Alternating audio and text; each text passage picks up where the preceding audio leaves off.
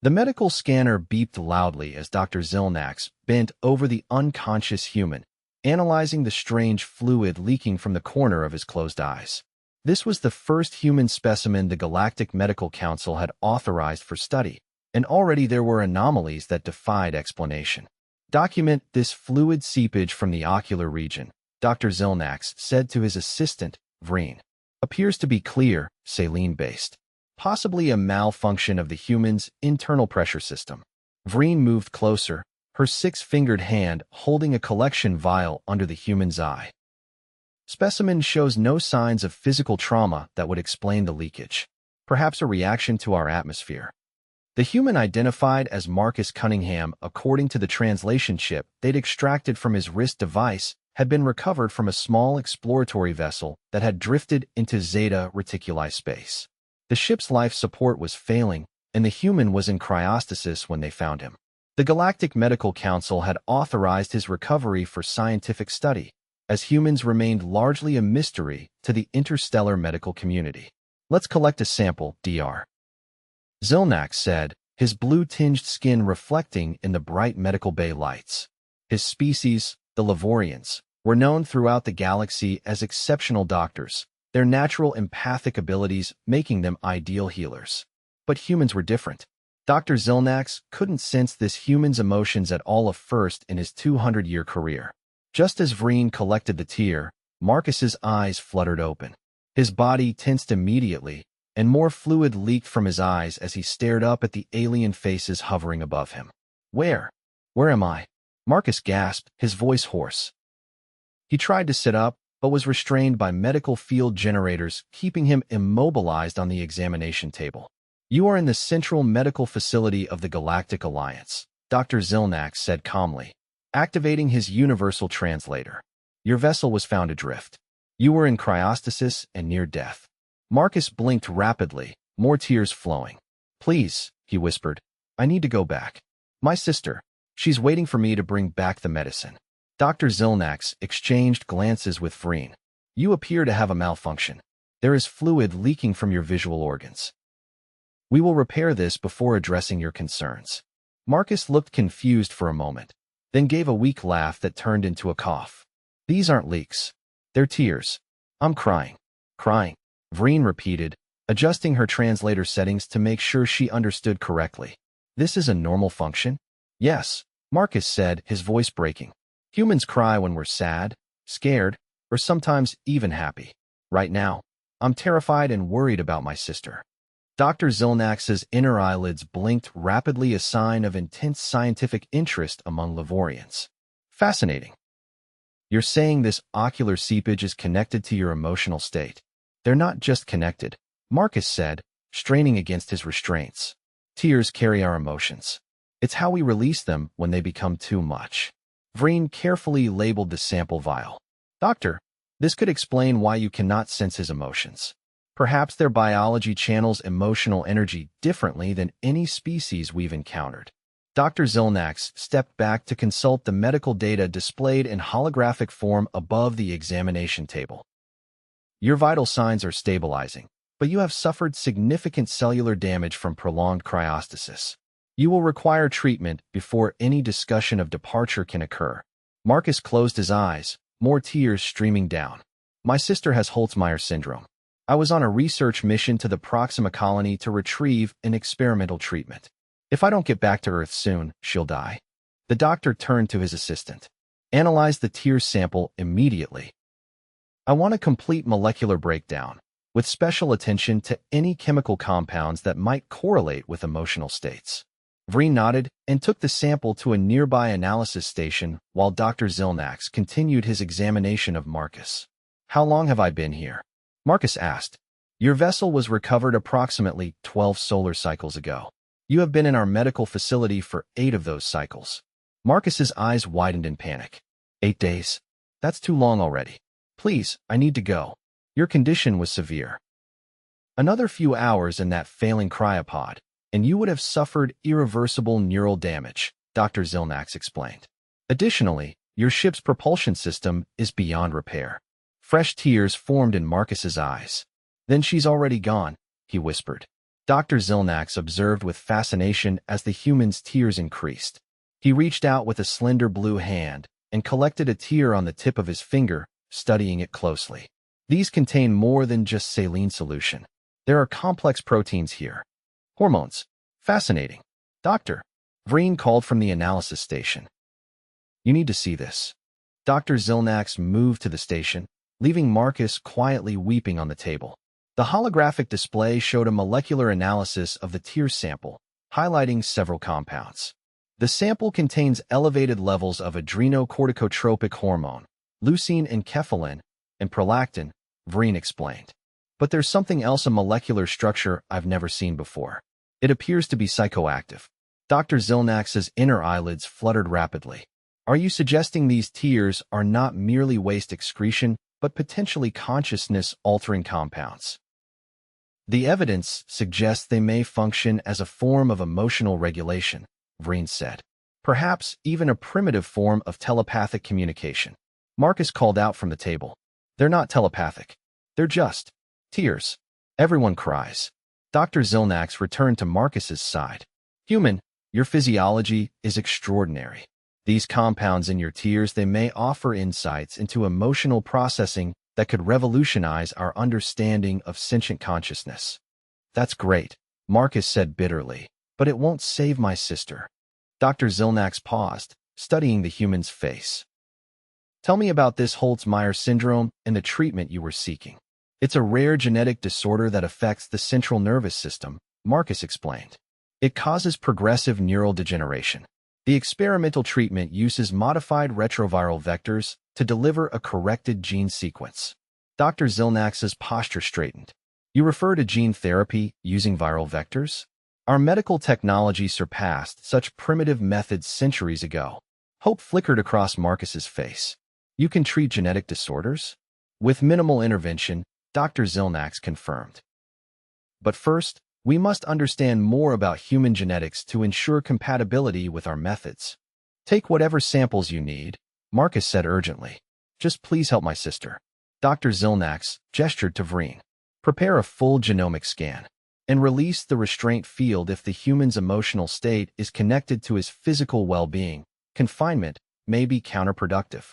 The restraint field deactivated, and Marcus slowly sat up, wiping his tears with the back of his hand. Dr. Zilnax watched this action with interest. Why do you remove the tears? The doctor asked.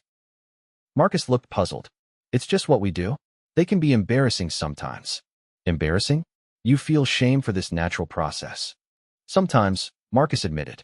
Especially men. We're often taught not to cry. This revelation seemed to disturb Dr. Zilnax. You suppress a biological function that regulates your emotional state? This explains much about human behavior in our historical records. While Vreen prepared the genomic scanner, Dr. Zilnax continued his questioning.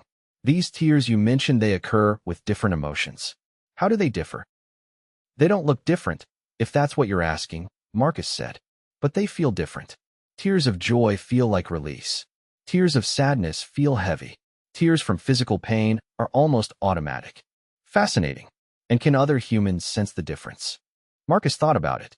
Not scientifically, but yes. When you see someone crying, you usually know why, even before they tell you. It's part of how we connect with each other. Dr. Zilnax's inner eyelids blinked slowly, a sign of deep contemplation. Then they do serve as a form of communication. I guess they do, Marcus agreed. Vreen approached with the genomic scanner, a sleek device that looked like a silver wand. This will create a complete map of your genetic structure, she explained. It's painless. As the scanner worked, Dr. Zilnax asked, Your sister, what is her name? Danica, Marcus replied. Danica Cunningham. She's only 19, and she shares your ability to produce these emotional tears. Marcus almost smiled. All humans cry, doctor. From babies to the elderly. It's universal for us. The scanner completed its work with a soft chime. Vreen took it to the analysis station while Dr. Zilnax continued his examination of Marcus. Your body shows signs of significant stress even beyond the cryostasis damage, the doctor observed. When did you last consume nutrients? Marcus realized he was indeed starving. I don't remember. Before I entered cryosleep, I guess. Dr. Zilnax pressed a panel on the wall, and a compartment opened, revealing a selection of colored cubes. These are universal nutrition blocks. They should be compatible with your digestive system. Marcus cautiously took a blue cube and nibbled it. The taste was oddly pleasant, like blueberries with hints of vanilla. He quickly consumed the entire cube, feeling strength returning to his body. "Thank you," he said sincerely. Dr. Zilnax watched him eat with scientific interest. "Do humans also produce tears during consumption of food?" "Only if it's really good or really spicy," Marcus said with a small smile. "Doctor," Vreen called from the analysis station. "I've identified the genetic marker for Holtz-Meyer syndrome in the human's DNA. It appears to be a mutation in the HGPRT2 gene on what humans designate as chromosome 11. Dr. Zilnax joined her at the station, studying the holographic display of Marcus's genetic code. A simple nucleotide substitution. Our genetic resequencing therapy could easily correct this. Marcus stood shakily and walked to the station. "You could cure Danica? If her genetic profile matches yours in the affected region, yes," Dr. Zilnax confirmed. "The procedure would take approximately 1 medical cycle to synthesize and another to administer and verify results." 2 days? Marcus asked, hope rising in his voice. "That's all it would take?" "Approximately, yes. But we would need her present for treatment." Marcus's hope deflated. "But Earth is months away, even with your fastest ships. And you said my ship is beyond repair." Dr. Zilnax's head tilted slightly.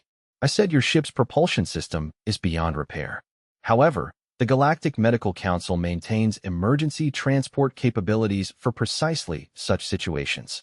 For the first time since waking, Marcus felt real hope. Tears welled in his eyes again, but these were different, brighter somehow, his face relaxing despite the moisture. "Those are different tears," Dr. Zilnax observed. "Your facial musculature has changed configuration.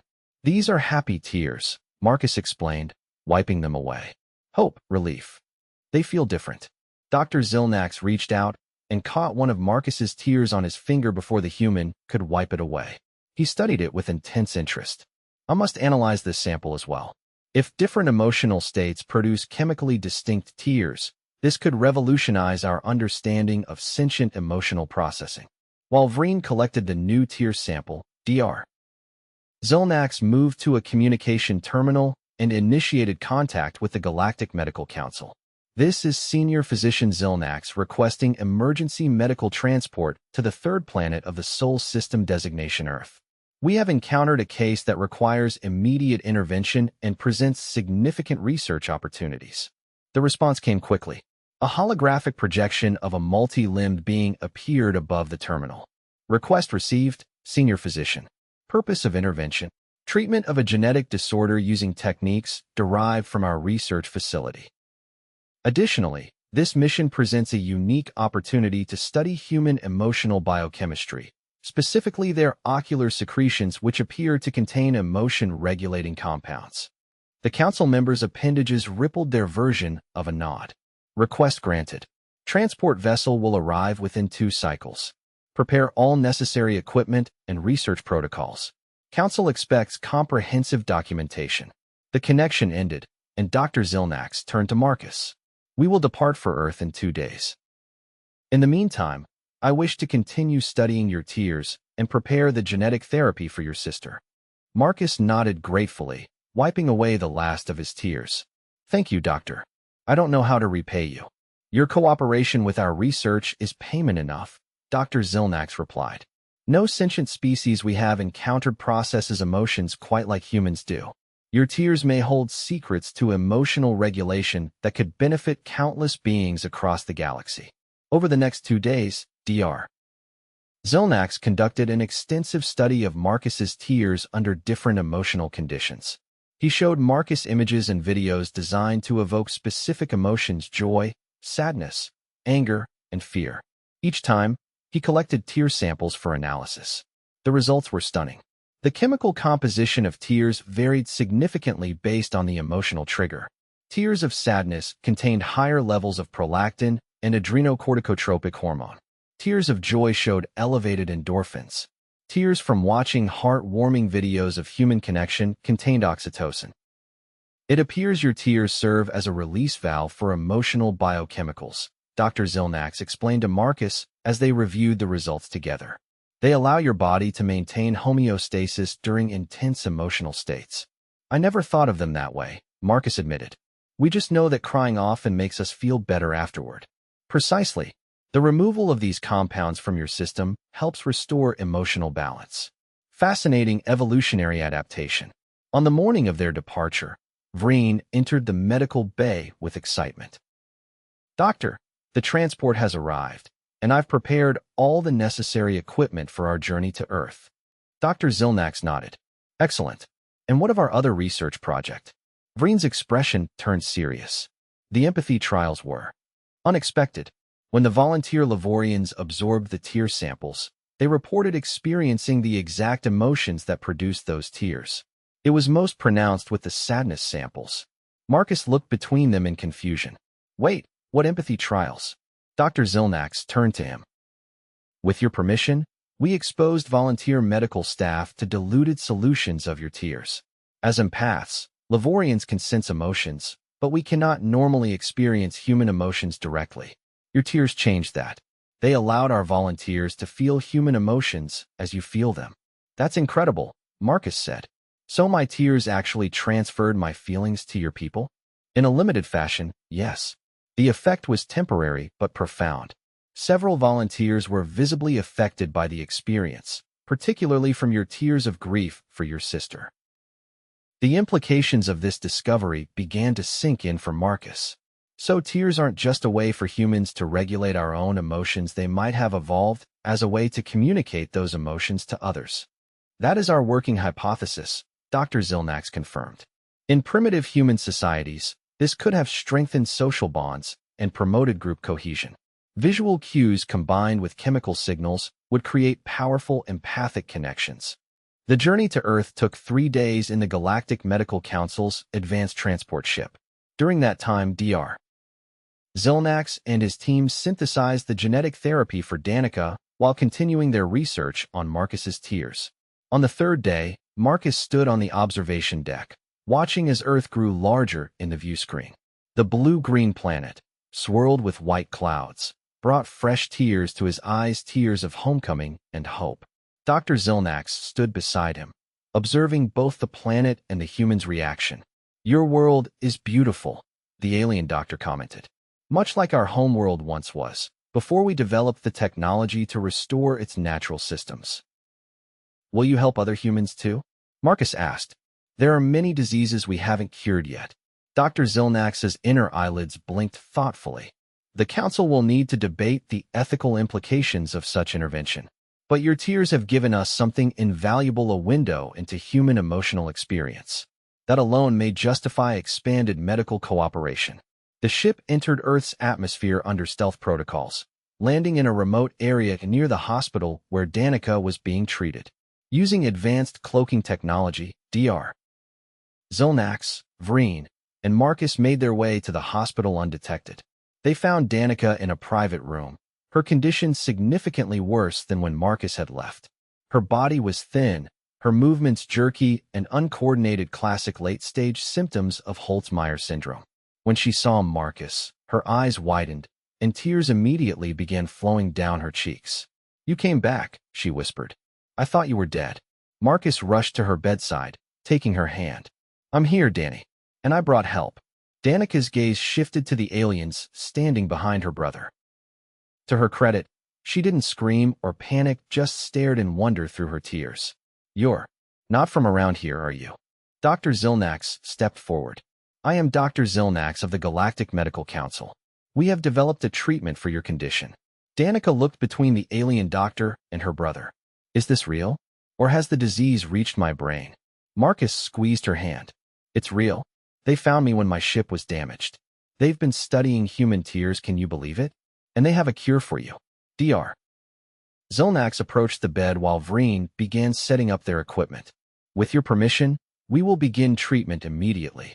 The procedure is non-invasive. Danica nodded, more tears flowing. Yes, please. I don't want to die. Dr. Zilnax observed her tears with fascination. May I? He asked, indicating her tears. Confused but cooperative, Danica nodded. The alien doctor gently collected a tear on his finger, then placed it in an analysis device Vreen held out. Remarkable, Dr. Zilnax said after reviewing the results. The emotional biochemical profile is nearly identical to your brother's tears of hope, despite the genetic variance between you. This confirms our theory that tear composition is directly linked to emotional state rather than genetic predisposition. While they prepared the treatment, Marcus explained everything that had happened since his ship was found. Danica listened in amazement, occasionally glancing at the aliens working efficiently around her bed. So they thought tears were a leak? She asked with a weak laugh. Can you blame them? They don't cry. They're empaths, they sense emotions directly. They don't need a physical release like we do. Dr. Zilnax returned to Danica's bedside with a small, silver device. This will deliver the corrected genetic sequence to your cells. You may feel a warming sensation, but there should be no pain. The procedure took less than an hour. The device hummed softly as it worked, bathing Danica in a pale blue light that seemed to sink into her skin. As promised, it was painless. She reported only a pleasant warmth spreading through her body. When it was complete, Dr. Zilnax ran a scanner over her. The treatment is proceeding as expected. Your cells are already beginning to produce the correct protein sequence. Within hours, you should notice improved coordination. Full recovery will take approximately 2 weeks as your nervous system repairs itself. Danica's eyes filled with tears again, tears of joy and gratitude. Without hesitation, Dr. Zilnax collected a sample, adding it to his research data. Thank you, she whispered. Both of you. All of you. Dr. Zilnax's head tilted slightly. Your tears, they contain even higher levels of oxytocin and endorphins than your brother's joy tears. Fascinating. Marcus smiled. Danica always was more emotional than me.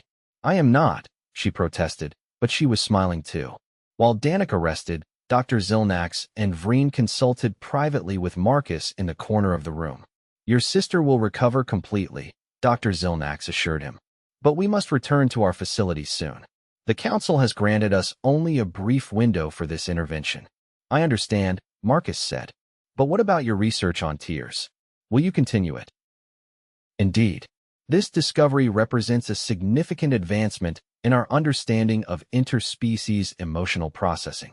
With the Council's approval, we hope to establish a research exchange program with human medical authorities.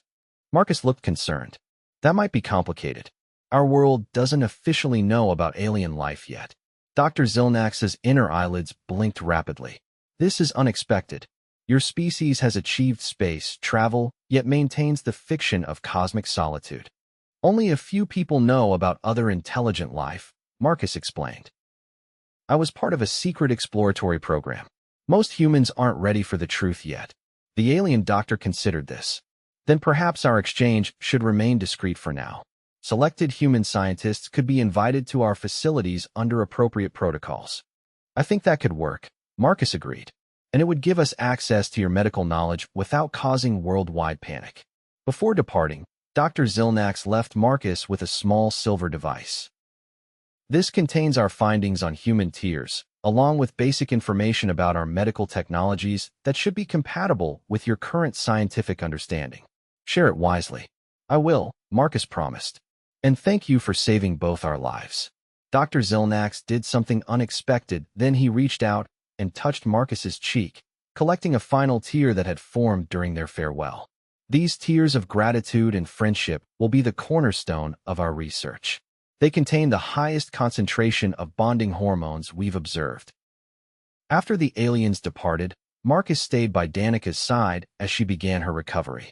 True to Dr. Zilnax's prediction, her symptoms began improving within hours. By the next morning, she could control her hands well enough to feed herself. Within 3 days, she was walking with assistance. 2 weeks later, Danica was discharged from the hospital, her condition officially classified as a spontaneous remission, a medical miracle that baffled her doctors. Only she and Marcus knew the truth. 6 months after the alien visit, Marcus was summoned to a secret government facility. The silver device Dr. Zilnax had given him had been discovered during a routine security check of his apartment. Inside a soundproofed room, 3 serious-looking officials questioned him for hours about the alien encounter. You understand the national security implications of this contact? One of them asked sternly. Marcus nodded. Yes, but I also understand the medical implications. Their technology saved my sister's life and could save millions more. And this fixation they had with human tears, you don't find that concerning? Marcus smiled slightly. They weren't fixated, they were fascinated. Imagine discovering that a bodily function you thought was just waste removal actually contains the biochemical essence of emotion. For a species of empaths who never evolved to cry, it was revolutionary. The officials conferred quietly, then turned back to Marcus. We've analyzed the medical data on this device. If it's legitimate, it represents the most significant medical advancement in human history. It's legitimate, Marcus assured them. And Dr. Zilnax mentioned establishing a research exchange. Selected scientists could work with them without revealing the full truth to the public. After much debate and several more interviews, the government agreed to a highly classified research program.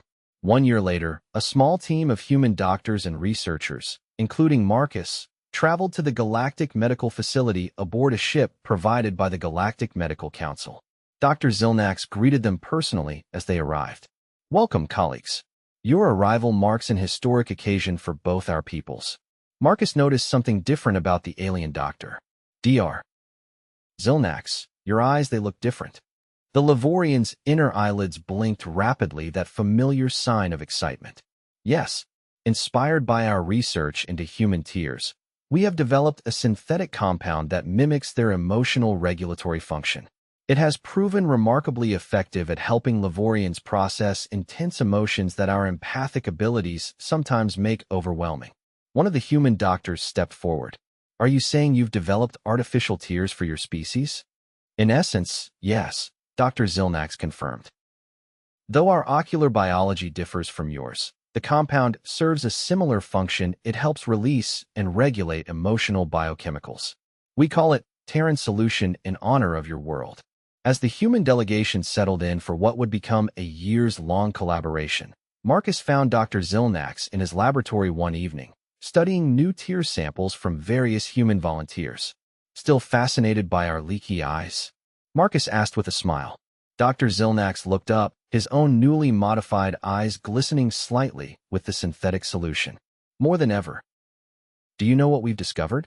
The emotional compounds in human tears appear to be universal across your species, regardless of genetic background or cultural upbringing. A tear of grief from a human in your Japan contains the same key compounds as one from your Brazil. That doesn't surprise me, Marcus said. Crying is one of the few truly universal human experiences. And yet, you tried to hide your tears when we first met, Dr. Zilnax observed. You were embarrassed by them. Marcus nodded thoughtfully. We're often taught that tears are weakness, especially men. But they're not their connection. They're how we show others what we're feeling inside when words fail us. Precisely, Dr. Zilnax said with enthusiasm. They are not a malfunction or a leak, they are a sophisticated evolutionary adaptation for emotional regulation and social bonding. The alien doctor activated a holographic display showing the molecular structure of human tears alongside the new synthetic Levorian compound. Your tears have taught us something profound about emotional health. By studying how humans process emotions through physical release, we've developed methods to help dozens of species throughout the galaxy better manage their emotional states. Marcus smiled, feeling a familiar warmth behind his eyes. So our weakness turned out to be a strength after all. It was never weakness, Dr. Zilnax corrected gently. It was always communication, a way to make visible what cannot be seen, to share what cannot be spoken. In all our explorations of the galaxy, we have found no more perfect system for emotional expression than a simple human tear. As the research collaboration continued over the years, the understanding of tears led to breakthroughs in treatments for emotional disorders across multiple species. What began as a medical misunderstanding, alien doctors mistaking tears for a fluid leak, had evolved into one of the most significant interspecies scientific collaborations in galactic history.